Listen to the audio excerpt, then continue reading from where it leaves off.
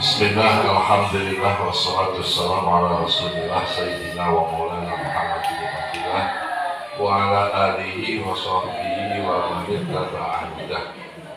Amma ba'du, fa ya hadirin wa hadirat rahimakumullah, usikum wa nafsi bi taqwallahi faqad fazal muttaqun.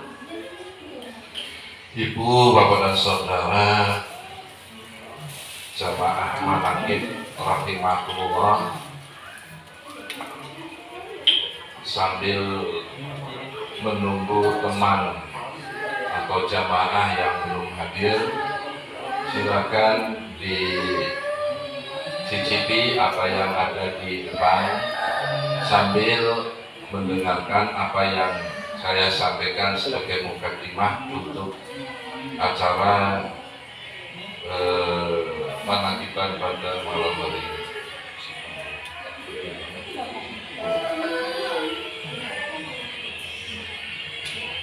Ibu ada saudara rahimahullah,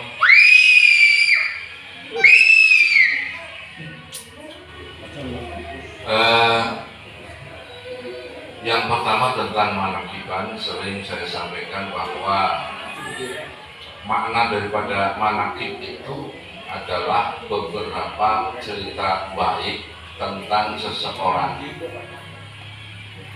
yang tentu saja manfaatnya adalah untuk kita teladani, untuk kita contoh apa yang menjadi cerita baik dari tokoh tersebut.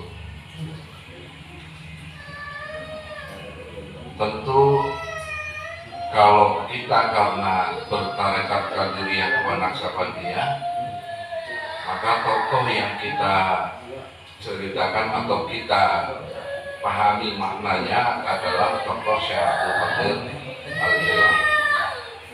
Kalau mereka yang bertarekat Samaniyah, ya tentu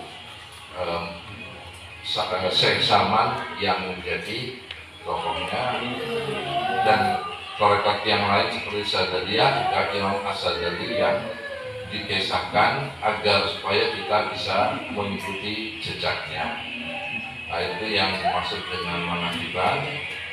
Namun pada akhirnya hampir sama juga dengan maulidan yang di sana kita mempelajari tentang sirah Rasul Sallallahu Alaihi Wasallam. Itu ternyata hanya kita tabaruk, ya, ambil berkah. Artinya sudah bergeser.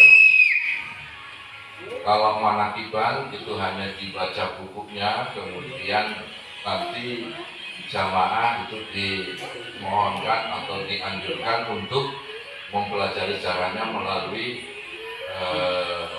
buku-buku ataupun kitab-kitab yang berkaitan dengan itu. Kalau saya katakan seperti maulid juga kita lihat atau kita tahu bahwa kalau ada peringatan maulid sekarang lebih banyak kita ambil berkahnya saja, bukan untuk memahami atau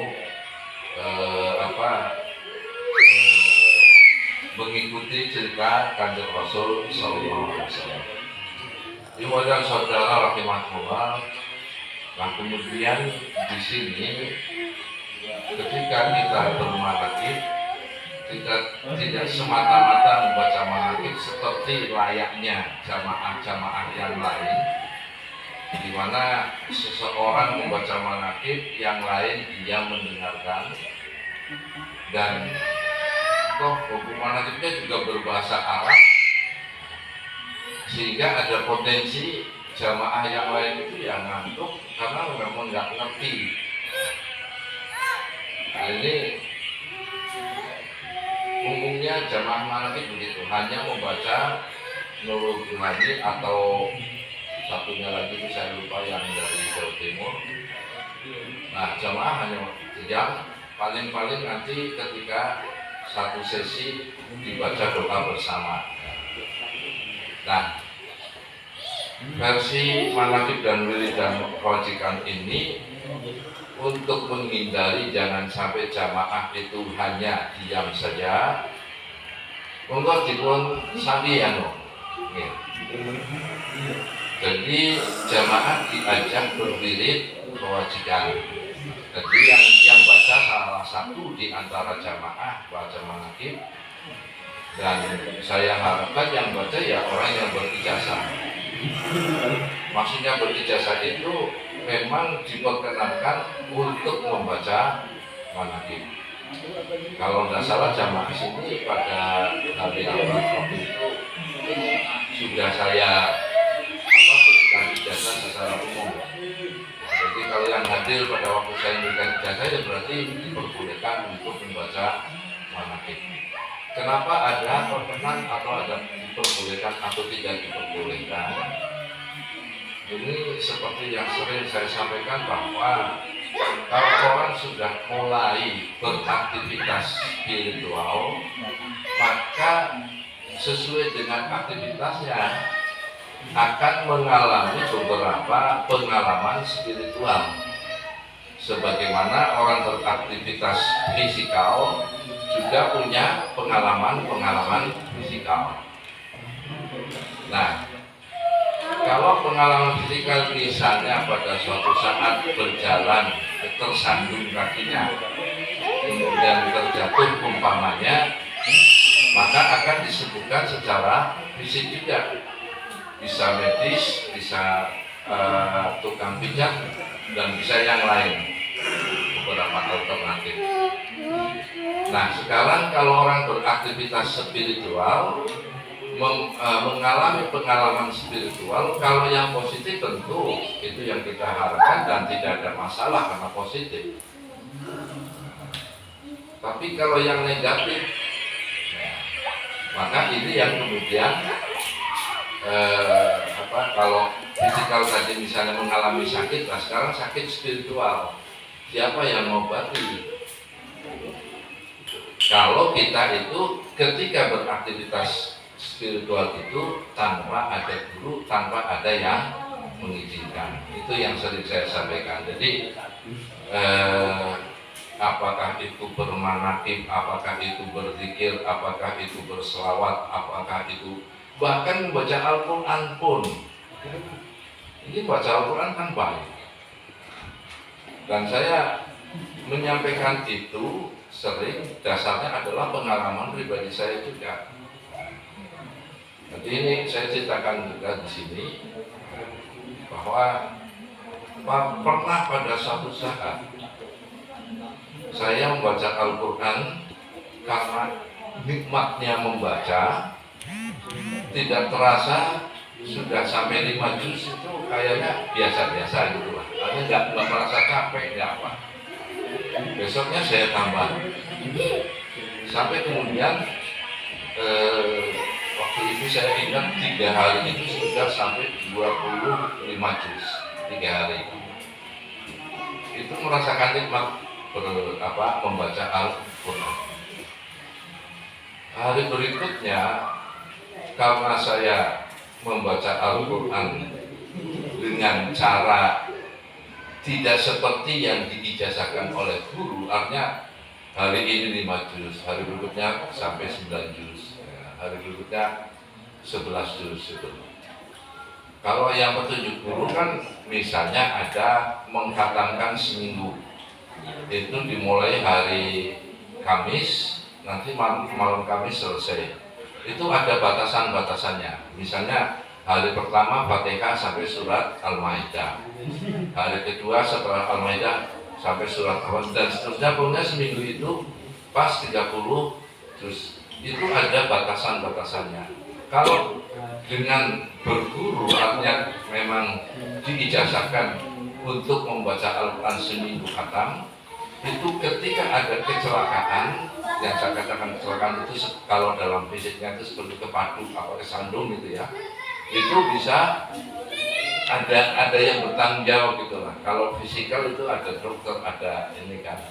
Nah ini kalau spiritual ya harus guru spiritual juga yang mengobati. Nah kalau kita tidak punya guru spiritual kayak apa nanti? Ya. Dan ini selain saya itu, kalau saya ceritakan orang lain itu banyak yang kesandung oleh penyakit spiritual. Misalnya yang gampang dan orang banyak tahu ya, Nabi siapa itu, Musatik ya, itu sebenarnya kesandung aktivitas spiritual. Nah, dia melakukan aktivitas spiritual tanpa guru, akhirnya mendapatkan bisikan-bisikan, mendapatkan pengalaman-pengalaman spiritual. Karena tanpa guru ditafsirkan sendiri, dimaknai sendiri, akhirnya mengaku sebagai nabi. Nah, saya kembali ke cerita saya tadi tentang baca Al-Quran. Itu pada juz ke-26 ke atas belum sempat terbaca. Saya itu membaca Al-Quran sepertinya harus merobek-robek Al-Quran itu. Ada dorongan untuk itu. Sampai saya teriak-teriak sampai keluarga pada ketakutan. Waktu itu saya sedang mengalami pengalaman spiritual karena membaca Al-Quran tanpa urutan seperti yang diijazahkan oleh seorang guru. Jadi terus bagi yang tidak mengalami pengalaman spiritual ya memang nggak apa-apa membaca Al-Quran itu bagus. Tapi kalau sudah mengalami itu, nah ini kan harus ada yang mengobati. Ini tadi sedang menjelaskan tentang kenapa dalam bacaan-bacaan itu harus backup, harus izin, ijazah itu ya. Itu karena ketika ada pengalaman spiritual yang bersifat negatif, secara rohaniah, secara spiritual itu ada hubungan antara guru dan murid sehingga murid itu terbimbing. Kalau tanpa guru ini nggak ada yang membimbing, itu masalahnya. Jadi kalau barangkali ada yang pernah mendengar orang itu menjadi gila gara-gara berdiri, misalnya mendengar itu, ya memang bisa terjadi semacam itu. Bagaimana nggak dikatakan gila kalau pada suatu saat setelah mengalami pengalaman spiritual itu batas spiritual yang saya maksud batas spiritual itu begini, ada dimensi waktu, ada dimensi tempat. Kita yang masih berfisik sempurna, kita semua berfisik sempurna, itu kekuatan daya spiritual untuk berkomunikasi atau berinteraksi dengan spirit orang lain itu dibatasi oleh raga kita. Sehingga katakanlah saya ingin berkomunikasi dengan buyut saya yang sudah lama meninggal, nggak bisa, karena kita masih manusia sempurna hidup antara fisik dan spirit. Nah, untuk bisa bagaimana? Ya fisiknya itu kita kendalikan, terutama ego. Kalau ego bisa kita kendalikan, maka semakin terbuka hijab atau batas antara kita dengan alam spiritual, bisa berkomunikasi dengan buah buyut yang sudah lama meninggal. Padahal namanya sudah lama meninggal kan berarti sudah ada jenjang waktu, ya. Tapi bisa nyambung karena itu tadi, karena kita bisa melawan ego kita. Nah, maksudnya melawan itu mengendalikan ego kita, tidak selalu menuruti nafsu kita. Jadi kalau kita sudah mulai mampu menguasai ego kita, itu berarti spiritual kita semakin kuat, kita bisa berkomunikasi dengan orang yang sudah lama meninggal. Ini kalau jarak waktu, jarak tempat itu juga bisa jadi kita berkomunikasi dengan saudara kita yang masih hidup juga, tapi sekarang bermukim di negara lain. Jadi tanpa alat HP, tapi secara spiritual itu bisa berkomunikasi. Kalau memang yang masih hidup itu kan juga terhalang, tapi dia juga orang yang mempunyai ilmu yang sama, atau bukan ilmu, ya ilmu dan pengalaman spiritual yang sama dengan kita. Jadi nggak heran misalnya mungkin ada yang pernah membaca medsos bagaimana guru sufi di Amerika berkomunikasi dengan Habib Lutfi di Pekalongan. Itu karena sama-sama Habib Lutfi punya kemampuan spiritual, guru sufi yang di Amerika juga punya kemampuan spiritual. Itu bisa saling berkomunikasi walaupun tanpa HP, walaupun tanpa alat komunikasi yang lain. Nah, saya memang pernah berguru dengan teman saya di Tentara itu, mungkin ada yang sudah kenal, yang di Jakman itu, Khairul Anwar. Waktu itu muktamar NU di Jombang. Nah, muktamar NU di Jombang, Mas Khairul Anwar bilang sama saya, kita harus menangkan ahwa, dan untuk memenangkan ahwa kita harus begini-begini. Saya tanya, siapa yang bilang? Habib Lutfi. Saya sudah tahu. Kapan Habib Lutfi menghubungi sampean? Saya bilang, Habib Lutfi menghubungi saya tidak harus pakai HP, bisa juga pakai isyarat yang ya dipancarkan oleh ruhani atau oleh spirit Habib Lutfi, dipancarkan. Kebetulan saya bisa menangkap pancaran itu. Oh, ini yang harus. Nah, ini sebenarnya apa yang sudah privasi, tetapi untuk lebih memahamkan bagaimana sih komunikasi spiritual antar orang per orang. Nah, untuk bisa itu yang penting adalah tadi mengendalikan nafsu dengan puasa. Puasa itu kan mengendalikan nafsu yang luar biasa. Ya. Sebenarnya kalau mau makan, ada orang kan makan bisa saja, tapi dia bisa mengendalikan untuk tidak makan walaupun tidak ada orang itu. Puasa. Kemudian memperbanyak zikir.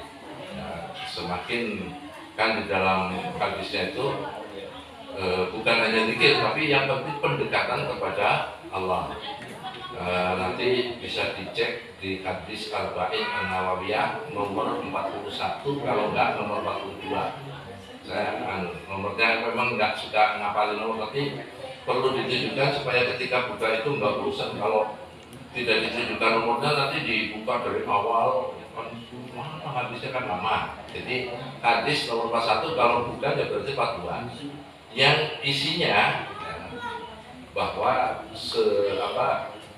selagi seseorang mendekat kepada Tuhan dengan memperbanyak taat, ya, sholat sunnah, puasa sunnah, baca wirid, baca Quran, baca sholawat, maka Allah juga akan mendekat kepadanya. Kalau sudah terjadi kedekatan Allah dengan hambanya itu, maka Allah berfirman, aku menjadi tangan dia untuk menabuh, aku menjadi kaki dia untuk melangkah, aku menjadi mata dia untuk melihat, aku menjadi kuping dia untuk mendengar. Jadi ini Allah yang berfirman. Jadi kalau dikatakan aku menjadi mata dia untuk melihat, maka kita tahu Allah itu melihat tanpa batas. Maka hamba yang mendekat kepada Allah punya kemampuan melihat dunia lain tanpa batas. Aku menjadi telinganya, berarti dia akan bisa mempunyai kemampuan mendengar walaupun manusia biasa tidak bisa mendengar. Aku menjadi kakinya untuk melangkah, makanya ada istilah seorang wali mempunyai karamah tayyil ard. Tayyil ard itu artinya melipat bumi. Nah, kalau orang sudah punya kemampuan melipat bumi, berarti jarak memang ya tidak masalah. Makanya jangan heran kalau kemudian ada orang bukan dia yang ngaku tapi orang lain yang cerita. Saya ketemu si A di Kuala Lumpur misalnya. Nah, padahal dia tetap ada di Jakarta, tapi orang Kuala Lumpur yakin bahwa dia ketemu gitu. Nah ini karena langkah-langkah spiritual tadi. Nah, tadi ada, saya punya tangan untuk nabok itu bukan berarti nabok begini, tetapi ketika ada orang memusuhi kita, maka bukan kita yang membalas, Allah yang akan membalaskannya. Makanya dalam syariatnya itu kalau kamu disakiti nggak usah balas sakiti, karena nanti ada yang membalaskan, bukan kita. Kalau kita mau memaafkan, kita mau mengacurkan, mengabaikan. Tapi kalau kita disakiti masih terasa sakit, ya kemampuan spiritual yang semacam itu nggak kita dapat. Nah ini termasuk kenapa kita berkewajiban supaya lama-lama suatu saat kita akan merasakan bagaimana spiritual kita itu bisa menguasai fisikal kita. Baik, ini saya terus terang sambil menunggu dan sambil supaya yang hadir itu bisa mencicipi hidangan yang ada. Karena nanti kalau sudah mulai wirid kan nggak enak rasanya sambil wirid sambil ngamel itu kan nggak enak. Ya silakan ini masih ada waktu 5 menit lagi lah untuk sekalian ngabsen. Ibu dan saudara rahimakumullah, untuk bacaan manaqib seperti biasa Ustaz Susanto, surah Yasin, yang hafal Quran